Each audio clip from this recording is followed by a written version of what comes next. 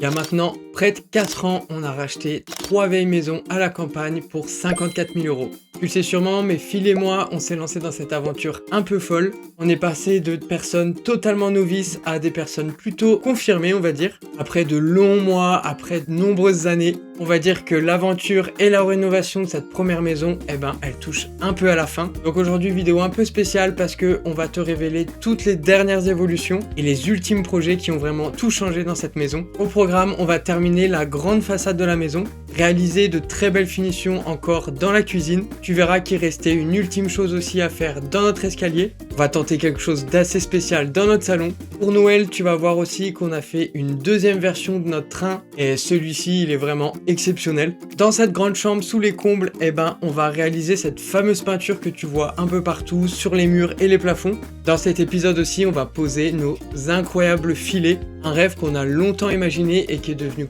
clairement une réalité. Pareil, on va se faire rêver avec un super cinéma d'extérieur et ce sera aussi le retour des obades de notre village et ça, je sais que vous adorez ça.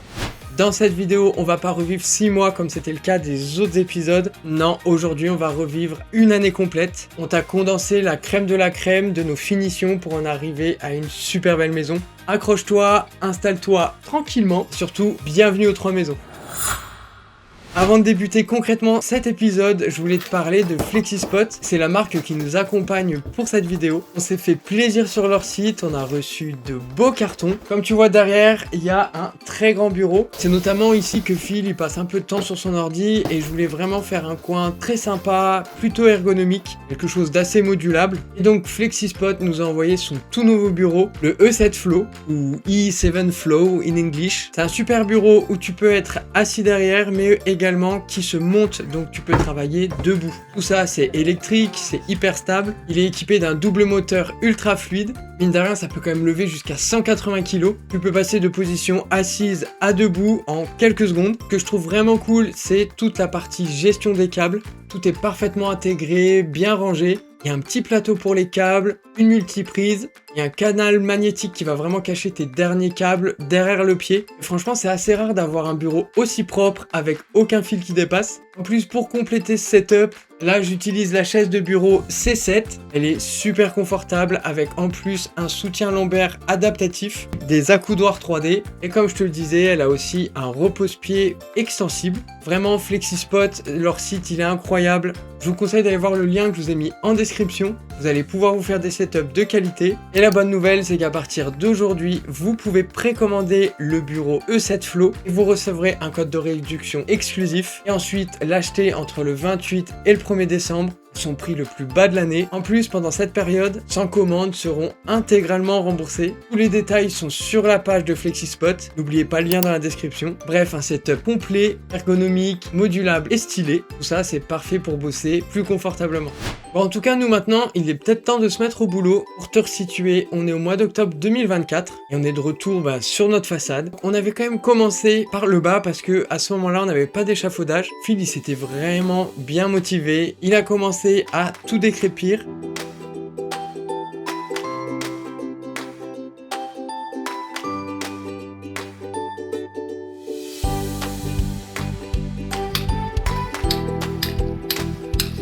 Donc toute la partie basse de la façade et sur la droite il y avait aussi ce côté de l'escalier. Comme tu t'en doutes, on pouvait pas encore aller plus haut, donc on a décrépi seulement à hauteur d'homme et après ça on était quand même un petit peu bloqué. Heureusement, juste avant on venait de récupérer l'échafaudage qui nous vient de chez mon père. On est monté en Lorraine un week-end le récupérer et lui à son tour est avec nous sur le chantier pour nous aider à le monter. Franchement, il est hyper solide, très imposant, donc il va être vraiment pratique parce qu'on va pouvoir faire toute la façade, toute la surface.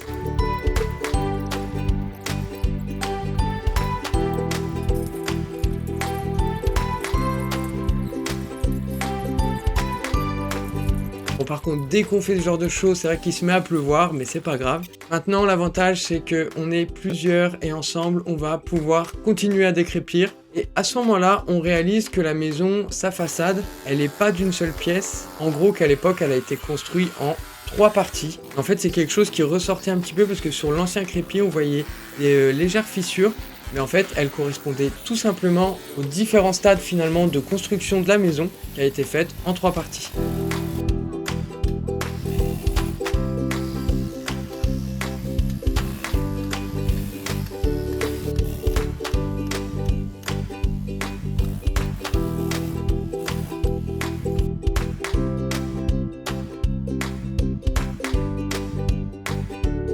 Bon, en tout cas, là, c'était quand même une bonne chose de faite. Ça y est, notre façade, elle est totalement décrépite. Par contre, avec les conditions, l'hiver qui arrive et tout, on n'était pas franchement motivé à tout de suite recrépir. Puis personnellement, j'avais envie de faire d'autres petits projets en intérieur, dont un vraiment sympa qui se passe dans la cuisine. Alors, c'est un peu bizarre, mais sous cette fenêtre, je commence à casser le placo. Et l'objectif, c'est de retrouver les montants en ferraille qui étaient derrière. Au moment où on avait posé le placo ici, c'est vrai que j'avais dans ma tête l'idée qu'un jour, potentiellement, je ferai une espèce de poubelle incrustée là. Donc on va tenter, pour ça je réalise un petit caisson avec des chutes qu'on avait, je crois que c'est de l'aggloméré. Franchement rien de compliqué hein.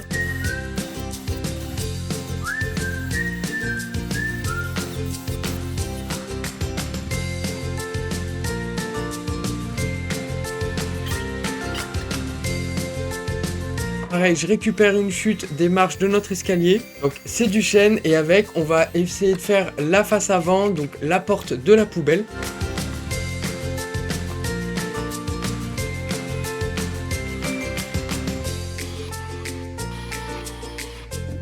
Tu vois là, j'ai fait la première version, c'est plutôt pas mal. Par contre, il y avait un petit truc qui me dérangeait. C'est un peu dommage qu'elle dépasse du mur et que ça ne soit pas totalement incrusté. Du coup, on se relance, on modifie tout ça. Je ressors le caisson, je réduis la profondeur parce que je pouvais pas plus l'enfoncer. Sinon après, l'isolant derrière, il n'y avait plus assez d'isolant tout simplement. Une fois que j'ai tout recoupé, je réassemble les caissons. Je remets tout ça en place. J'essaye de voir si la porte, elle passe aussi parce que du coup, elle va être à fleur du mur. J'ai dû faire quelques adaptations, couper un peu de plâtre, etc. Mais ça passe, c'est pas mal. Maintenant, on va faire d'autres finitions. Je mets des baguettes d'angle en alu.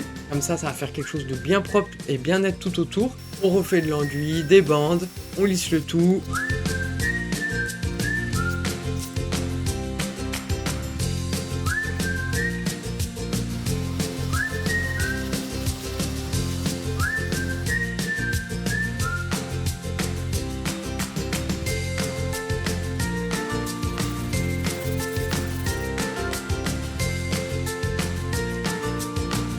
Pareil, à l'intérieur, je mets des accroches et je dispose des petits bacs que j'ai trouvé, je crois, chez Action. Je trouve que c'est la taille parfaite, ça permet de ne pas accumuler non plus des tonnes et des tonnes de déchets trop longtemps. Et honnêtement, voilà, hein, ça n'a plus rien à voir, le résultat, il est top. Je trouve que même pour une poubelle, ça met un petit truc en plus dans la cuisine. On était très contents de cette petite idée. Bon, ça y est, c'est déjà le mois de novembre et il y a encore quelque chose qui traîne avec notre escalier. Franchement, on pouvait croire qu'il était terminé et pourtant, c'est pas le cas. Depuis le début, dans notre tête, on savait que cet escalier devait nous servir de rangement aussi dans l'entrée. Et quoi de mieux que d'y faire un dressing pour y mettre toutes les vestes à l'entrée quand tu rentres dans la maison, ça c'est très pratique. On a repris les mêmes panneaux de chaîne que pour les marches. Donc là, l'objectif, c'est de réaliser une grande porte pour fermer ce placard.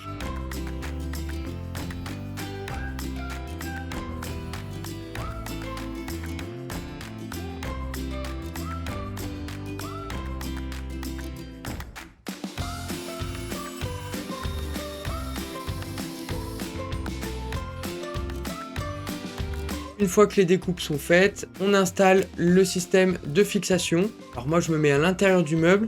C'est un petit peu plus compliqué qu'un meuble classique parce que là, la porte elle vient à fleur de la structure de l'escalier. La porte ne doit pas dépasser. Donc ça demande un petit peu une autre réflexion, c'est pas les mêmes charnières, mais on s'en sort quand même. On installe un système de poussoir. En gros, pour ouvrir la porte, il suffira d'appuyer dessus et elle reviendra automatiquement en arrière pour s'ouvrir. Dans la foulée, on réalise 2 tiroirs. Alors ceux-là, ils vont avoir une super utilité pour pas justement que les chaussures et les chaussons, tout ça, ça traîne dans le coin de l'entrée. Et écoutez, on va leur créer un petit espace exprès. On découpe le bois, on crée des petits caissons, on assemble tout, on dispose les rails. Donc ça, c'est une grande première, hein.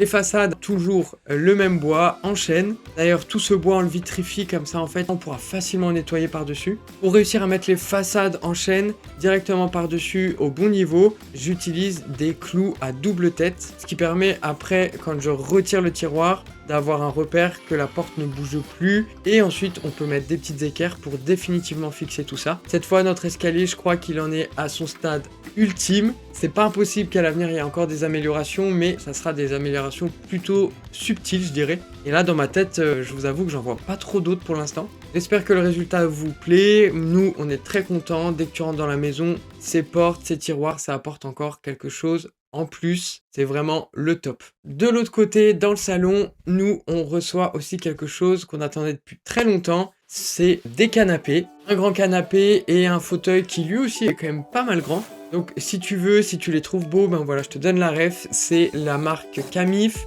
modèle Orion. Nos amis sont présents à la maison au moment où on reçoit les canapés et on s'était dit que c'était l'occasion ensemble de terminer un petit peu l'ambiance parce que pour l'instant ce mur il est tout blanc et nous on va tenter de le peindre mais pas avec une seule peinture, avec 2 peintures. C'était les prémices finalement de ce qu'on a fait ici dans cette chambre. Dans chacun des pots on met du bicarbonate pour créer un effet texturé et ensuite on dispose les peintures dans un même récipient mais attention on les mélange pas. Ensuite tu prends un pinceau. Pareil, il faut pas trop mélanger et tu viens un petit peu talocher comme ça sur ton mur. Et l'idée c'est, tu t'en doutes, c'est créer un effet texturé, comme si c'était presque du béton ciré, quelque chose d'assez doux, chaleureux et de toute façon, plus tu repasses ton pinceau dessus, plus tu peux atténuer, donc c'est vraiment cool. Voilà, tu peux utiliser une éponge aussi pour créer des effets un peu plus graphiques, etc.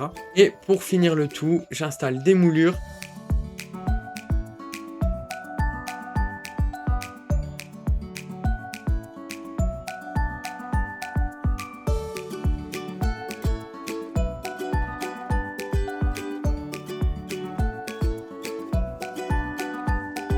Et là, au moment de réinstaller le salon, le canapé et tout ça, et là, il y a une super belle ambiance, on est trop contents, le tout match à fond. Tous ces changements, ça nous mène quand même un petit peu à la fin de ce premier projet de rénovation, donc c'est plutôt encourageant. Surtout que, à peine installé ce salon, je le retire quelque temps parce que, vous vous souvenez, l'année dernière, j'avais fait un train de Noël et en cette fin d'année 2024, pareil, je me relance, j'ai refait une V2 de ce train de Noël. Cette année, j'utilise un petit peu de polystyrène pour réaliser une structure qui va faire pas tout le tour du salon, mais une bonne partie quand même. L'objectif, c'est que ce train, il passe dans l'escalier, il passe derrière le canapé. Enfin, tu vas voir, ça va être incroyable.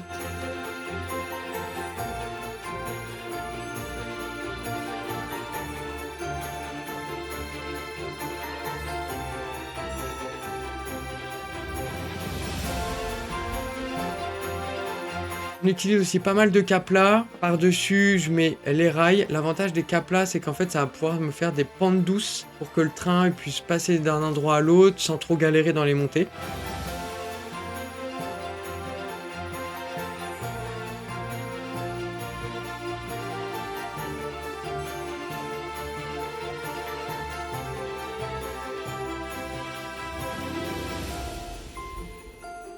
Pour couper le polystyrène, j'utilise aussi un fer à souder, c'est assez pratique. Le plus long, le plus compliqué, c'était quand même de mettre les guirlandes, faire des petits trous dans le polystyrène, faire en sorte que tout soit propre, nickel. Et après, la décoration, c'est déjà avec des choses qu'on avait avant, donc c'est plutôt facile. Et en plus de ça, je récupère un peu de mousse qu'on a dans le jardin. Ça va faire un super rendu. Certains ont trouvé que c'était un peu dommage d'utiliser du polystyrène, que c'était pas très écolo. Bon écoutez, de toute façon, c'est pas fait pour être jeté non plus, on a mis tellement de temps à faire tout ça. Vous verrez que je rangerai bien tout ça. J'ai mis tout ça dans une grande boîte que je vais ressortir pour l'hiver prochain. Donc vous en faites pas, tout ça c'est réutilisable. Bon et puis regarde, franchement, est-ce que c'est pas un beau résultat? Est-ce que ça donne pas envie d'être à Noël tout ça?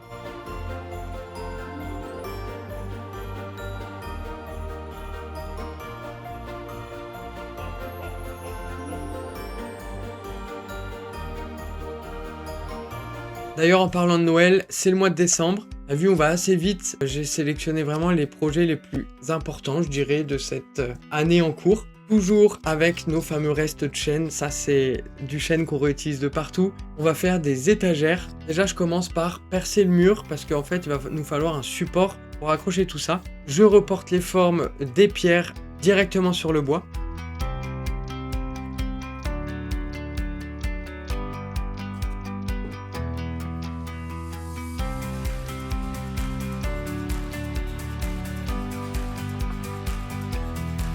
Une petite particularité, c'est que j'aurais aimé en fait suspendre un peu ces étagères avec de la corde parce que vous savez qu'on en utilise assez souvent. Donc c'est pour ça que je perce de chaque côté des panneaux. Même si normalement tu vois ces tiges filetées elles vont tenir le tout, on va quand même rajouter ces cordes pour le côté un peu déco, c'est quand même plus sympa. On a protégé bien sûr le bois parce que ça reste une cuisine.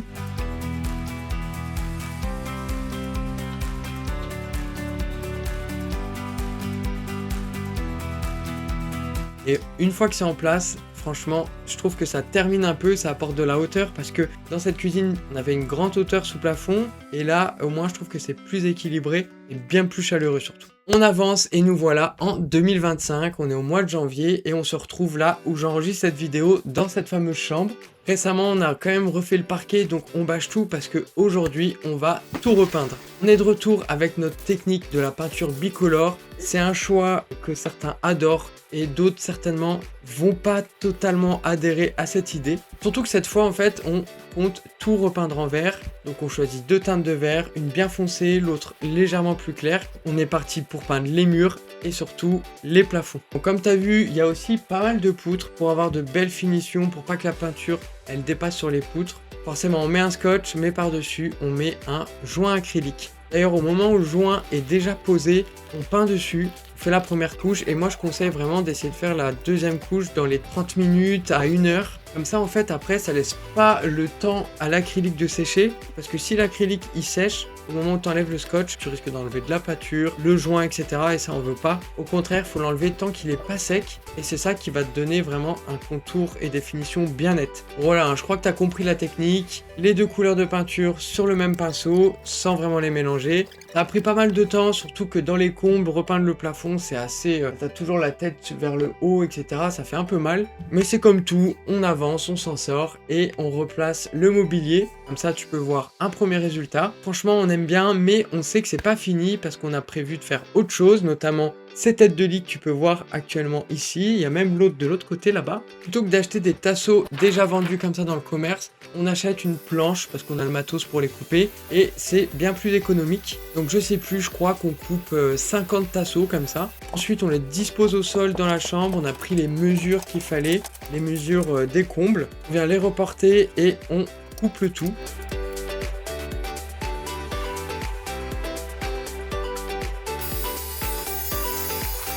Une première fois, on les dispose, comme ça on voit si la hauteur est bonne. Et c'est vrai qu'il y a tous les contours à faire aussi avec ces poutres qui passent en plein dans la tête de lit. Et comme d'habitude, la technique du patron, c'est la plus simple. Comme ça, tu remportes directement et c'est hyper facile après pour couper au bon endroit.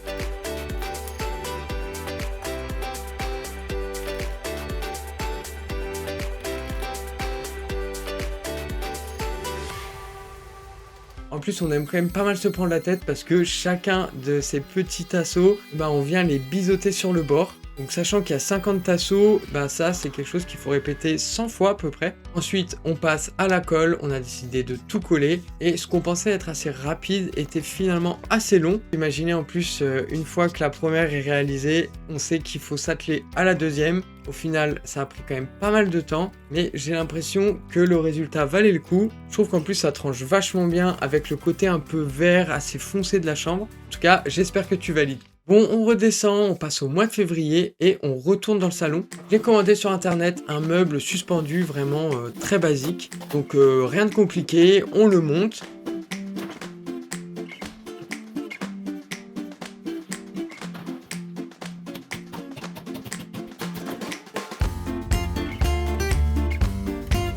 Le plus dur, c'est de faire des trous dans le mur. Il faut quand même bien le fixer, il faut pas qu'il tombe. Et là notamment on va tester quelque chose que je crois pas encore avoir eu l'occasion de tester, c'est le scellement chimique. En fait le scellement chimique c'est un produit que tu vas venir injecter dans le trou, parce que là tu vois que c'est des trous assez friables, c'est quand même les joints à la chaux, donc c'est pas quelque chose de très résistant. L'avantage du scellement chimique c'est que ça va très vite durcir.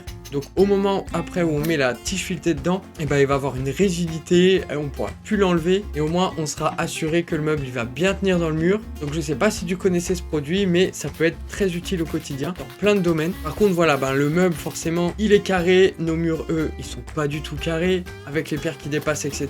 Il y a plein de jours. Donc je vais m'adapter et on va essayer de camoufler tout ça. Je dispose un peu de polystyrène, un peu de plâtre pour reboucher le tout. On fait en sorte que ce soit assez propre. Pendant que ça sèche, moi je vais reprendre un panneau. Cette fois attention, c'est pas du chêne, c'est du pin, c'est beaucoup plus clair et peut-être un peu plus jaune je dirais, mais c'est quand même bien moins cher. Donc là pareil, on vient découper ce panneau, comme ça il va s'adapter parfaitement aux différentes pierres. Donc pour retrouver un peu cette teinte de chêne, je teste pour la première fois une technique qu'on m'a conseillée. Et merci pour vos conseils, il y en a vraiment des fois qui me paraissent un peu loufoques, mais ils sont toujours assez bons quand même. Et ben on va teinter le tout avec du marc de café. Ça change un peu du brou de noix, le brou de noix ça tâche un peu hein, si t'en mets un peu partout à côté. Là tu sais que le café, si ça dépasse, si t'en mets par terre ou sur la table, bah, c'est pas très grave. Un coup d'éponge et ça part. Ça a séché et par-dessus, j'ajoute de la cire parce que la cire, en fait, ça permet de bien lisser. Et après, pour l'entretien, pour enlever la poussière, passer une chiffonnette, etc.,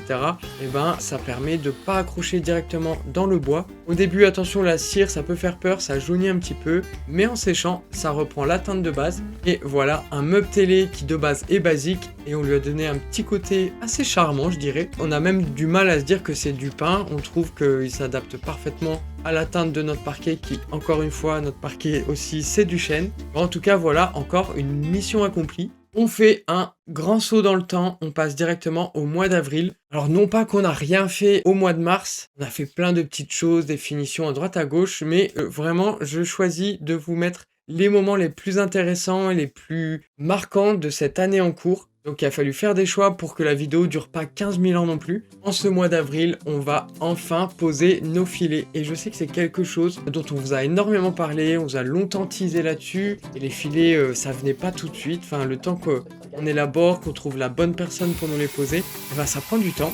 Sauf que là, ça y est, c'est le grand jour. Alors pour ça, on accueille la team de chez Arboricorn. C'est une entreprise auvergnate, donc en plus, c'est le top. On a imaginé ça pendant très longtemps et eux, en 2-3 heures, tu vas voir qu'ils ont tout révolutionné. Ils percent dans nos poutres, ils passent à l'intérieur des câbles. Ensuite, tout du long, le long des poutres, ils installent des grosses accroches.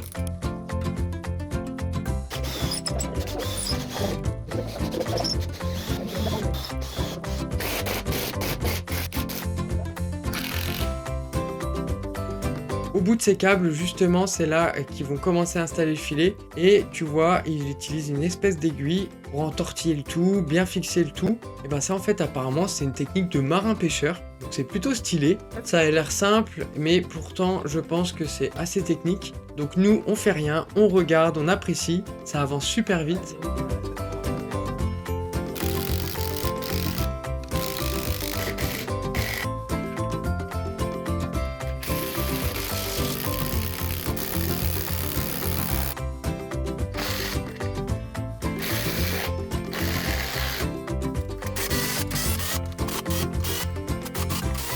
Le filet commence à être tendu dans ses différentes accroches. Et hop, comme je te l'ai dit, en 2-3 heures, en une après-midi, on a quasiment, je dirais, gagné une pièce supplémentaire. Parce que c'est vraiment le ressenti, ces filets, c'est qu'on gagne de l'espace. C'est un nouveau lieu de vie, honnêtement, nous au quotidien, on adore. On tape les meilleures siestes là-dedans, dès qu'il y a des enfants, même des plus grands. Ça fascine tout le monde. Un petit bouquin, même tu peux chiller avec ton ordi, ton téléphone, etc. C'est vraiment le top. Donc, un nouvel espace de créer et en plus, hyper confortable. Bon, situation quand même un petit peu moins confortable en ce mois d'avril, il va falloir qu'on s'y remette. On avait décrépit notre façade au mois d'octobre et là on est au mois d'avril, on n'avait toujours pas avancé. Vous vous rendez compte? En même temps, je crois que la petite façade précédemment nous avait un petit peu découragés. Surtout qu'on savait très bien que celle-ci, elle était 4 fois plus grande. Donc pour nous motiver, cette fois, on sait qu'on va pas tout réaliser d'un coup. Enfin, du moins c'est ce qu'on s'est dit dans notre tête. On va y aller tiers par tiers. Donc là, on commence le premier tiers de notre façade et avant de mettre la chaux dans les joints, eh ben, on va bien humidifier la pierre. C'est vraiment un conseil très important qu'on vous donne à chaque fois. Une fois que les pierres sont bien humides, ça y est, on peut jointer. La chaux, elle adhère vachement plus comme ça. Donc on rejointe la façade et aussi, tu te souviens, il y a cet escalier à droite qu'on doit refaire aussi. Donc on en profite, on est tous les deux, on y va. C'est quand même un travail assez long et vu qu'on était dégoûté la première fois quand on avait fait notre petite façade, là on s'était donné 4 jours. Et au final, en 2 jours, on a réussi à tout jointer. Donc on n'attend pas trop, Phil il commence à gratter et moi de mon côté, je reçois une visseuse. Notamment une visseuse pneumatique. Alors pourquoi on l'a acheté? Parce que par-dessus, on peut y mettre une brosse qui tourne et qui va venir retirer le surplus de chaux qu'il y a sur les pierres, entre les joints, etc. Et l'avantage en fait de la visseuse pneumatique, c'est que c'est pas comme les visseuses sur batterie. Au moins celle-ci, elle va pas s'incruster avec toute la poussière, toute la chaux. Donc on va un peu plus respecter nos visseuses sur batterie. Ça marche plutôt bien, ça accélère vraiment le processus. Et je dirais que surtout, c'est très pertinent quand ta chaux, elle a un peu trop durci. Ça vient vraiment te faciliter un peu le travail. Mine de rien, on a ce premier résultat, ben voilà, on a déjà fait un tiers de façade, on l'a fait certainement bien plus vite que ce qu'on imaginait, ce qui nous encourage à continuer, donc c'est le top. Parce que justement, on y retourne, dans la foulée, on commence le deuxième tiers. Le mois de mai arrive, les chaleurs aussi, il y a pas mal de soleil, tant mieux, on va pas se plaindre. Donc on sait que notre bétonnière va pas mal tourner et on préfère la mettre à l'ombre. On la met dans la maison en face, dans l'étable. Donc pareil, là, ça va vite, on est encore plus motivé que le premier tiers et on se rend compte, et c'est assez fou, pour une fois, on est en avance dans ce qu'on s'imaginait. Pour le coup, c'est une bonne nouvelle, ça nous remotive.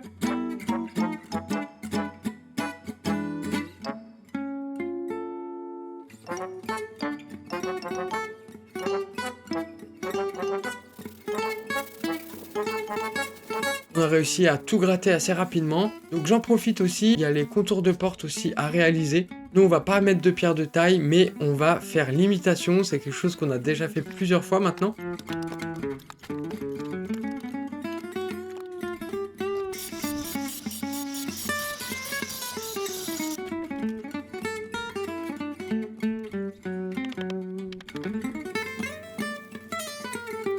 Après avoir fait mon petit coffrage, je mets un max de chaux. J'essaie de faire le truc le plus lisse possible. Par contre, à ce moment-là, il se met à pleuvoir. Donc ça va mettre pas mal de temps à sécher. Heureusement quand même, je me fais une petite cabane, je me mets sous une bâche. Mais ça reste quand même très humide.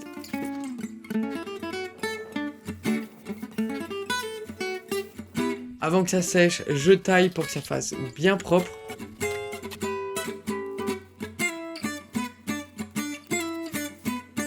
Une fois que j'ai décoffré le tout, tu vois, je viens harmoniser les intérieurs avec du lait de chaux. En fait, c'est de l'eau avec de la chaux et un peu de sable. Et ça va donner l'impression, en fait, que j'ai refait même les intérieurs. Alors que non, j'ai gardé les bons enduits. Ils étaient plutôt sains, donc on s'est dit, bah, autant les garder. Je viens ensuite découper tout ça avec une meuleuse pour recréer justement cet effet de pierre de taille.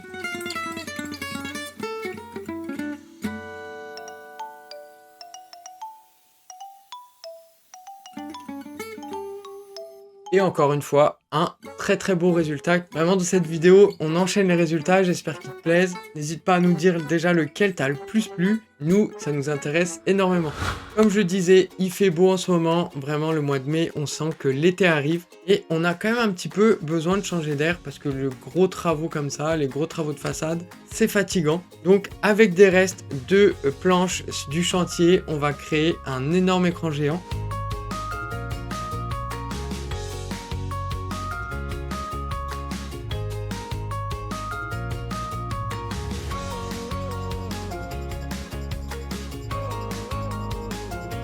Dans la foulée, on va mettre devant une grande pergola. Donc on la déballe, on la monte.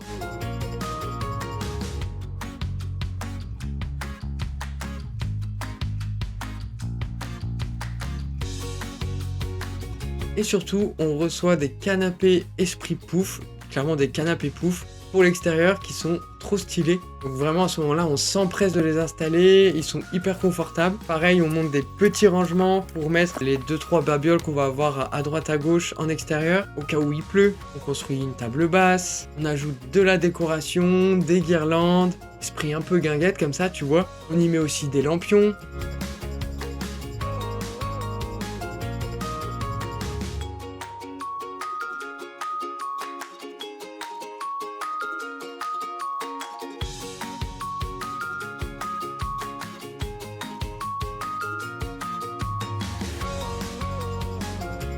Et pour inaugurer notre cinéma d'extérieur, quoi de mieux que Astérix et Obélix Mission Cléopâtre. Voilà, c'est un film, nos prises de tête, qu'on a déjà vu plein de fois, mais c'est toujours un bonheur de le revoir. Et surtout un bonheur de profiter de cette soirée comme ça. Vraiment, quel kiff là, on se fait trop rêver, on se fait trop plaisir. Bon, par contre, il faut qu'on s'y remette. On repart sur le 3e tiers de notre façade. Surtout que cette partie-là, elle est un peu spéciale. On avait découvert qu'il y avait une ancienne ouverture qui avait été comblée avec de la briquette et des parpaings. Donc là, c'est pas facile parce que nous, on voulait quelque chose de beau. Partout, il y a de la pierre et là, il y a ces endroits qui sont vraiment pas du tout jolis. Donc, pour y remédier, on s'est dit qu'on allait remettre de la pierre. Après, si on met des grosses pierres, le problème c'est qu'elles allaient dépasser comparé aux autres. Donc on est venu fendre la pierre pour qu'elle soit justement le plus plat possible. Et ensuite, avec du mortier, on vient comme on peut un peu tout fixer. Il y a eu des moments où ça tombait, des moments où on mettait les pierres, on n'était pas certain que ça tienne vraiment.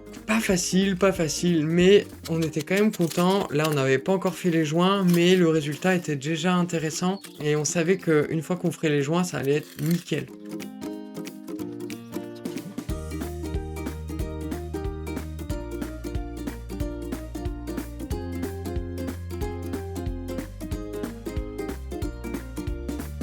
De toute façon, on est coupé par quelque chose d'important, c'est le retour des obades du village. Tu le sais sûrement maintenant, c'est notre comité des fêtes qui s'invite dans chacune des maisons du village, histoire d'annoncer les fêtes pour l'été. Alors cette année, on va pas mal les exploiter, mais on va quand même leur faire une petite visite de la maison. Est-ce que vous imaginez bien qui nous suivent? Ils avaient hâte de voir plein de choses à l'intérieur, tester le salon et surtout le fameux filet. Celui-ci, il intéresse tout le monde. Bon, il y a une bonne ambiance, ça joue de la musique, ça fait la fête, on boit un petit coup. Mais nous, on va quand même un peu les faire bosser et on s'est dit qu'on allait profiter d'eux pour appliquer du vinaigre 18% sur les petites pierres. Encore une fois, je te rappelle, je sais pas si tu as vu la vidéo, mais ce vinaigre, ça permet de dissoudre les résidus de chaux qui restent sur la pierre. Ça apporte du contraste, ça sature un peu plus la pierre, donc c'est le top. C'est assez cool à faire, par contre c'est vrai que ça prend du temps parce que c'est beaucoup de pierres, etc. Donc là, on était plusieurs, je crois qu'ils ont apprécié faire ça et nous on a apprécié les voir faire. Tout le monde était content, ils sont repartis et de toute façon nous on devait s'y remettre. On a terminé avec le jointage à la chaux autour notamment de ces pierres qu'on avait rajoutées et le résultat il est parfait. Je pense que c'est impossible de se dire qu'on a rajouté ces pierres. On a l'impression qu'elles ont toujours été là. Encore une bonne chose de faite, on est trop content. La façade, ça avance bien, mais il nous reste quand même 2-3 choses à faire pour se dire que cette façade est terminée et notamment retirer l'échafaudage. Tu vas voir, c'est pas pour tout de suite, mais par contre, avant la fin de cette vidéo, tu auras un résultat final, donc sois patient. Et oui, parce qu'il y a quelque chose qu'on voulait tester depuis longtemps et qu'on a vraiment besoin de faire, c'est des volets. Nous, on va faire des volets traditionnels. On achète des lattes qui sont exprès faites pour ça. On les assemble, on les colle et on crée un Z justement pour bien les maintenir. Et aussi pour un maintien supplémentaire pour que le Z dans le temps, il tienne mieux et que le tout soit plus rigide, je dirais. On crée une petite encoche.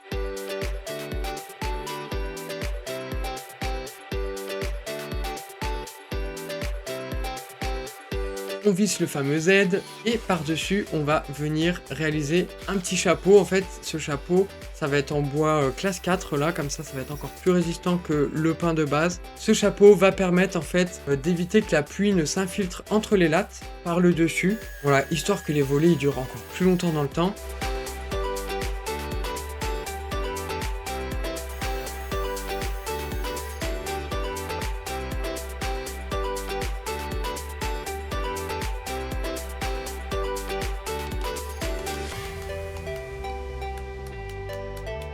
De toute façon, en plus, on met une peinture haute résistante pour l'extérieur. C'est la même couleur que nos portes, c'est du bleu Provence.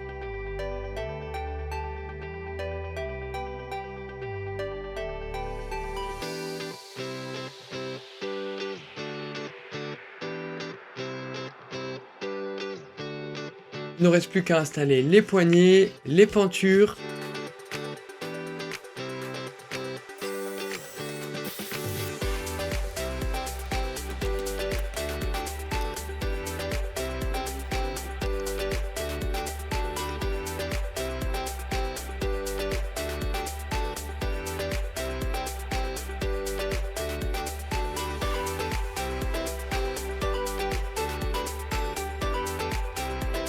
Et ça y est, il est temps de mettre en place ce premier volet. Bon, forcément, on est obligé de faire des trous dans le contour pour justement maintenir le tout. C'est le retour notamment en plus de notre fameux scellement chimique qui va vraiment garantir un maintien très efficace. Une fois que les gonds sont installés, on peut y mettre nos volets. Et voilà, encore un autre résultat. On trouve que ce bleu, c'est le top. Le côté traditionnel, on adore. Cette petite maison avec ses volets bleus, ça nous inspire le soleil, le sud. On kiffe, on est 100% convaincus. Bon, et puis ça y est, c'est le mois de juillet, donc quand même la façade elle est refaite. Maintenant, il nous manque encore quelque chose, je sais pas si tu avais remarqué, mais on n'a pas de gouttières. Alors avant de les poser, on a ce qu'on appelle des génoises, donc on va les repeindre. Je vous avoue qu'elles sont pas en très bon état, on les avait pas refaites à l'époque. Donc on va les repeindre comme ça, au moins ça va être beaucoup plus homogène. Même si elles sont pas en super bon état, bah voilà, elles sont encore belles, donc autant en profiter.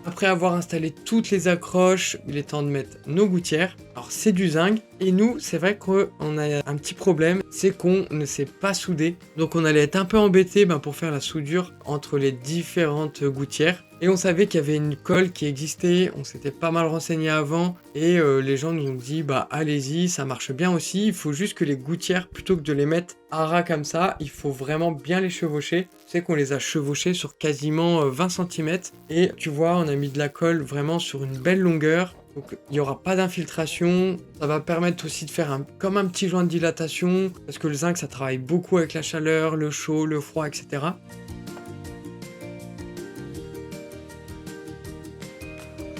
Pour pouvoir mettre ces gouttières, on avait retiré une rangée de tuiles, donc c'est parti, on les remet en place. D'ailleurs à ce moment où on fait ça, il faut s'imaginer que c'était la grosse canicule. Il fallait vraiment par contre qu'on finisse enfin ce projet de façade. On voulait trop retirer cet échafaudage. On attendait vraiment d'avoir ces gouttières. C'est un truc dont on avait trop hâte. Par contre, c'est pas tout de suite qu'on pourra les tester parce que il y a eu la grosse canicule, on n'a pas eu de pluie pendant plusieurs semaines, je dirais même plusieurs mois. On va en profiter encore qu'on ait quelques temps notre échafaudage. On va retaper aussi ces contours de fenêtres, là notamment avec ces briquettes rouges. Alors je viens les gratter, j'enlève le surplus de chaux qu'il y a par-dessus.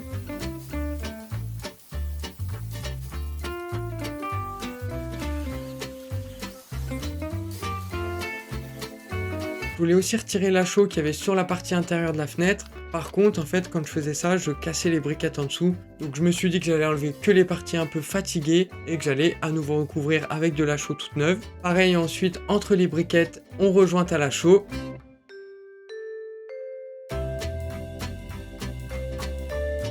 Et dans la foulée, on gratte le tout et la fenêtre du milieu de la façade est terminée. De base, nous, on voulait la recouvrir pour avoir plus d'homogénéité, faire quelque chose d'un peu plus clair, tu sais, comme ce qu'on a fait notamment avec les pierres de taille. D'ailleurs, on s'attaque à l'autre fenêtre qui est juste à côté. On avait gardé les anciens contours du crépi qui étaient en bon état. On les a taillés, etc. Je viens juste les rebadigeonner avec de la peinture à la chaux. Encore une fois, de l'eau, de la chaux et du sable.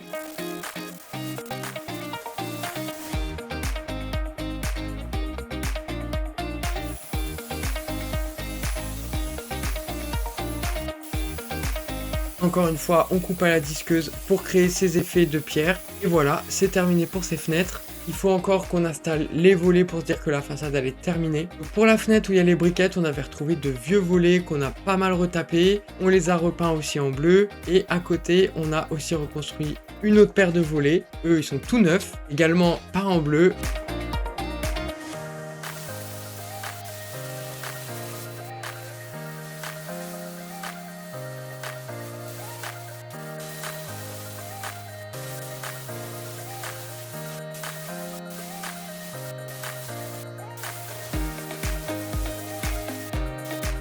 On les installe, je te passe un peu les étapes et ça y est, au moins maintenant, on n'a plus besoin de notre échafaudage. Donc dans la foulée, on dégage tout ça. Il faut imaginer qu'il est installé depuis le mois d'octobre 2024 et au moment où on l'enlève, on est au mois de juillet 2025. Ça fait plus de 9 mois qu'on a mis cet échafaudage, donc trop content de l'enlever enfin et on découvre notre façade qui est terminée. Et là, à ce moment-là, c'était vraiment tellement kiffant. Symboliquement, là, la maison, on s'est dit qu'elle revenait de très très très loin. Plein de fois, on s'était dit ça, mais là, c'était plus fort que les autres fois.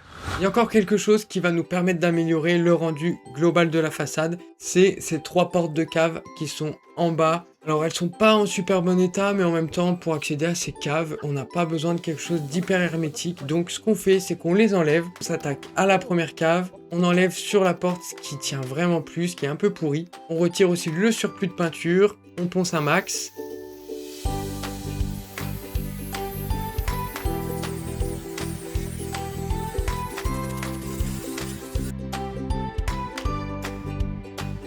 On rebombe aussi la partie du rail, on le repeint en noir comme ça va faire un rappel de nos volets au-dessus. On repeint également la grande porte, toujours en bleu Provence.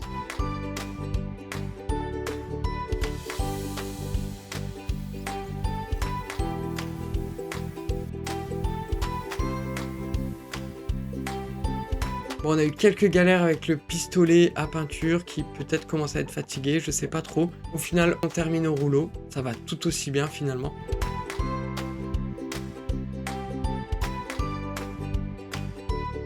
Toutes les petites parties métalliques comme ça, on les passe à la bombe noire. Comme ça donnera l'impression que les portes elles sont presque neuves, mais en tout cas elles auront fière allure je pense.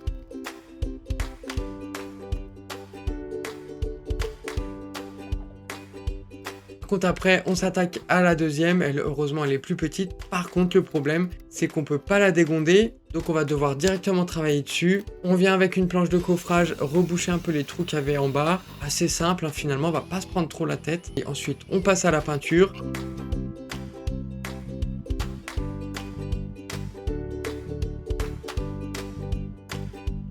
Et il nous reste ensuite la dernière, c'est les mêmes étapes et je vous avoue qu'on commence à plus lésigner sur la peinture. Ces portes elles ont bien vécu, donc on y va avec la peinture.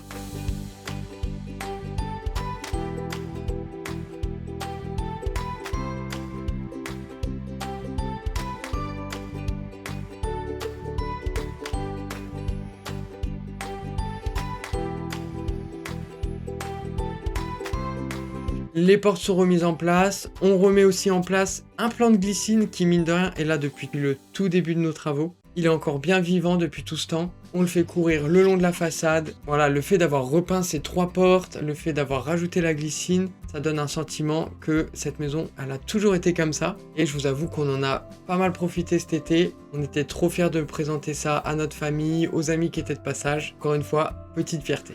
Bon, pour le reste de l'été, le mois d'août, on n'était pas très actifs au chantier, même pas du tout, il fallait qu'on se repose un peu. Et donc là, on est déjà au mois de septembre 2025, donc tu vois, on se rapproche même du moment où la vidéo là, elle est postée sur YouTube. Je sais pas si tu te souviens du sol en béton ciré qu'on avait réalisé dans notre entrée, mais au bout de 2 ans, franchement, il était pas en bon état. Je pense que le produit n'était pas d'une super qualité, et donc il y avait un peu des petits trous partout, la saleté, elle était bien incrustée à l'intérieur, donc ça devenait assez compliqué pour l'entretien, pour le ménage, toutes ces choses-là. Et plutôt que de refaire du béton ciré, réinvestir dans un produit, ça coûte assez cher, etc. Je me suis dit qu'on allait potentiellement pouvoir tester notre technique avant. Donc pour ça, il faut que je retire le poêle.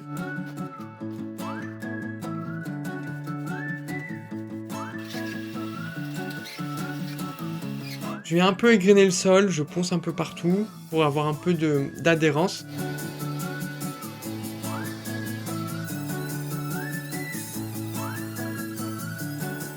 On scotche les plaintes et c'est parti. J'ai acheté de la peinture pour le sol et un peu en voulant m'inspirer de ce qui a été fait dans la chambre ici et dans le salon, j'en ai choisi 2 teintes différentes. Alors par contre le problème c'est que au moment où j'ai voulu mélanger les peintures, et ben en fait je trouvais que on n'avait pas cet effet un peu brossé, un peu texturé comme il y a dans la chambre par exemple. Donc j'étais un peu déçu. Pour la première couche finalement j'ai décidé de prendre une seule peinture et j'ai tout recouvert au rouleau.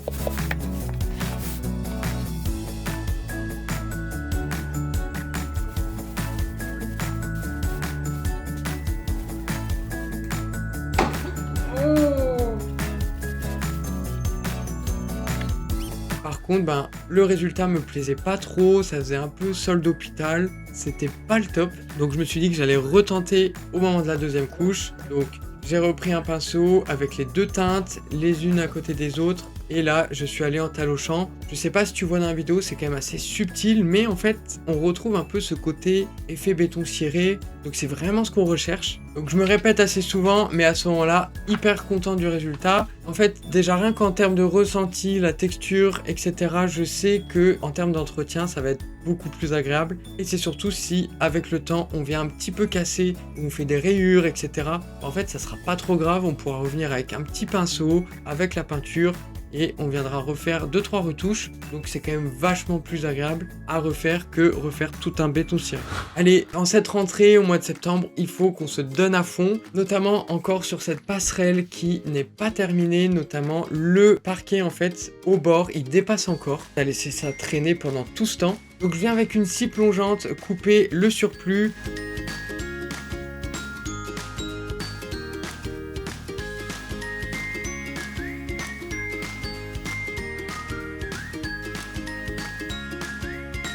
On retire les bords et la colle. Bon, c'était un petit peu galère, mais il fallait bien le faire.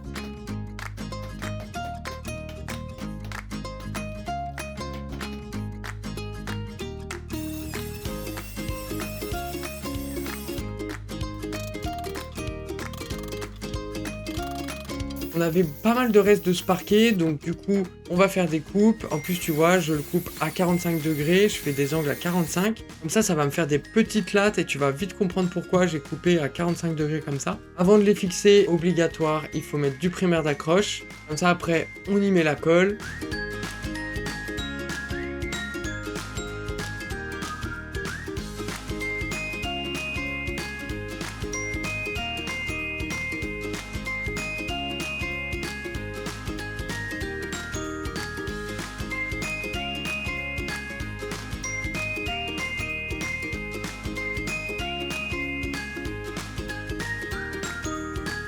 On pose les lames et c'est en mettant les baguettes sur le côté que tu vas comprendre pourquoi on a fait ces angles. Donc là par contre je colle directement avec colle ni clou ni vis en fait. Et une fois en place en fait ça fait de belles finitions sur les angles. Ça donne presque l'impression que le bois c'est d'un seul bloc comme ça. Maintenant il faut juste faire la même chose de l'autre côté.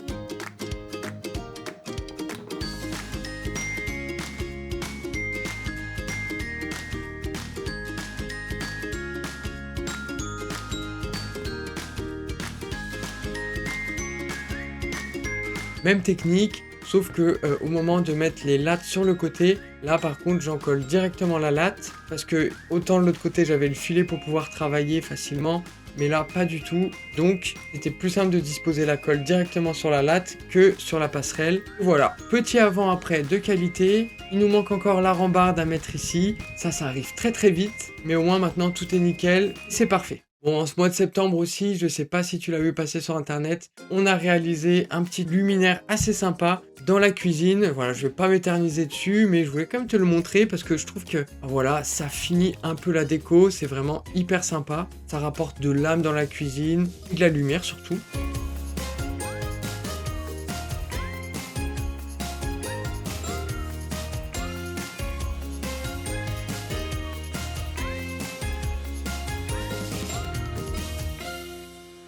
Par contre, dans la maison, il nous manquait encore un petit coin assez important, mine de rien. Il nous manquait une commode dans la salle à manger. On a pas mal de rangements dans la cuisine, mais il nous manque quand même 2-3 choses au quotidien à ranger. Donc on avait besoin d'une commode.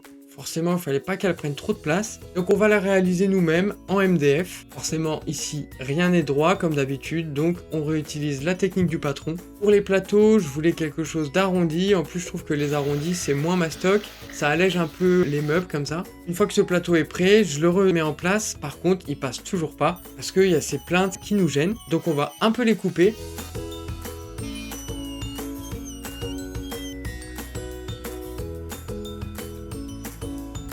Je crée 2 caissons, toujours en MDF.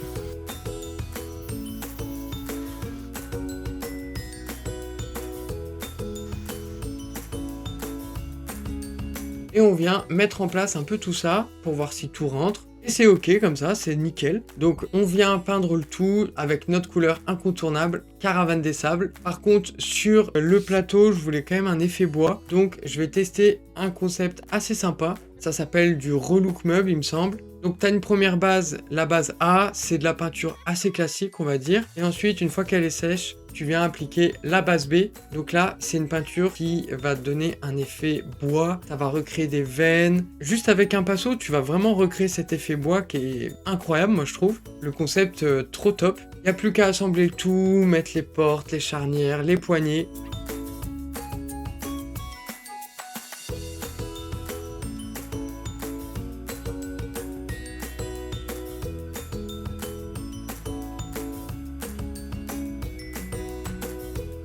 Et voilà, franchement, c'est le petit meuble qui nous manquait. Nous, depuis, en plus, je sais pas si tu as vu en vidéo, mais on a même ajouté un petit coin café par-dessus. Donc, c'est vraiment le projet ultime. Là, on est posé au maximum dans cette maison. Et c'est en ça que, mine de rien, je crois qu'on a terminé tous les travaux. En tout cas, les plus essentiels, tous les changements les plus poussés, nos détails sont terminés dans la maison. Bien sûr, il y aura toujours des choses à améliorer. Je pense qu'on vous partagera toujours des évolutions sur cette première maison qu'on a réalisée. Il nous a fallu 4 ans quand même, c'est pas rien. Cette série récap, elle se termine, mais dis-moi ce que t'en penses. On aimerait quand même vous réaliser prochainement une vidéo un petit peu hors série comme ça, où on revient dans chaque pièce et où on revoit les concepts les plus marquants qui nous ont permis d'arriver jusque là, ce qui nous permettra aussi de faire un home tour final, sachant qu'en plus dans ces prochains jours on reçoit les rambardes et les rampes de notre escalier parce que c'est la seule chose qui manque encore dans cette maison.